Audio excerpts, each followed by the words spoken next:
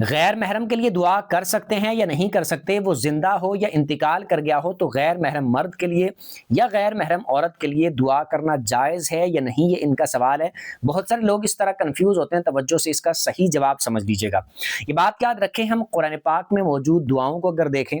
یا احادیث میں موجود اگر دعاؤں کو دیکھیں تو اس میں بہت ساری دعائیں ایسی ہیں کہ جن میں مطلقاً ذکر موجود ہے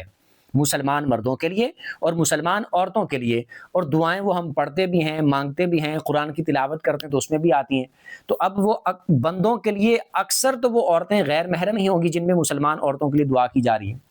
اور عورتیں پڑھتی ہیں تو ان کے لیے اکثر مرد جو ہوں گے ہیں تو مسلمان لیکن ہیں تو غیر محرم۔ تو اس طرح دعا کرنے میں کوئی حرج نہیں ہے، وہ چاہے زندہ ہے تو اس کے لیے دعا کرنے میں، اس کی پریشانی، اس کی کوئی حاجت یا اس طرح کے معاملے میں دعا کرنے میں تب بھی کوئی حرج نہیں ہے۔ اگر اس نے دعا کا کہا ہے تو اس کے لیے کوئی اگر دعا کر دیتا ہے تو تب بھی کوئی حرج نہیں ہے۔ اسی طرح جو انتقال کر گیا ہے تو اس کے لیے ایصال ثواب کرنے میں، دعا کرنے میں، اس کی بخشش کی دعا کرنے میں کوئی حرج والی بات نہیں ہے۔ کسی عورت کا انتقال ہو جاتا ہے تو جنازہ پڑھنے کے لیے مرد حضرات جب جاتے ہیں تو اس میں جب دعا کرتے ہیں تو اس عورت کے لیے بھی دعا کر رہے ہوتے ہیں، حالانکہ وہ غیر محرم ہوتی ہے ان کے لیے۔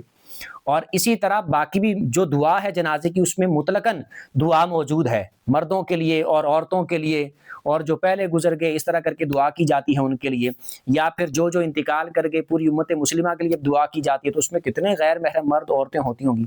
تو یہ اس طرح دعا کی جاتی ہے۔ تو اس طرح دعا کرنے میں کوئی حرج والی بات نہیں ہے، چاہے وہ زندہ ہے چاہے فوت شدہ ہے۔